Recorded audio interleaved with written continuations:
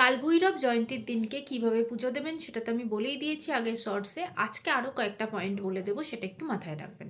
সেটা কি, ধরুন বাড়ির কাছাকাছি যদি কালভৈরবের মন্দির থাকছে তাহলে তো আপনি ওখানে গিয়েই পুজো দিচ্ছেন, কিন্তু ধরুন যাদের নেই তারা কোনো শিব মন্দিরে গিয়েই অবশ্যই পুজো দিতে পারেন। বা ধরুন সেটাও যদি পসিবল না হয় তাহলে আপনার বাড়িতে যে ঠাকুরের আসনে যে শিবলিঙ্গ আছে আপনি সেখানেও পুজো দিতে পারেন। তার সামনেই পুজো দিন এবং কালভৈরবকে উদ্দেশ্য করে পুজো দিন। কারণ দেখুন, মহাদেবেরই একটা রূপ কিন্তু কালভৈরব। এবার ওই দিনকে আরও আরেকটা কাজ করবেন, যখন আপনারা মন্দিরে পুজো দিতে যাচ্ছেন তখন কিন্তু একটা প্রদীপ নিয়ে যাবেন। সেটা যদি চারমুখ প্রদীপ হয় সব থেকে ভালো, মাটির প্রদীপ হতে পারে, বা আপনি নিজে বাড়িতে আঠা দিয়ে প্রদীপটা বানিয়েও নিতে পারেন। চারমুখ প্রদীপটা গিয়ে সর্ষের তেল দিয়ে সেটা অবশ্যই ঠাকুরের সামনে জ্বালাবেন, এবং যা যা যেভাবে মন্ত্র রিচুয়ালস যা কিছু সেটা অবশ্যই সেই জিনিসটা করবেন। এবার সেটা যদি একদমই চারমুখো প্রদীপ যদি সম্ভব না হয় তাহলে একটা এমনি নর্মাল প্রদীপ নেবেন।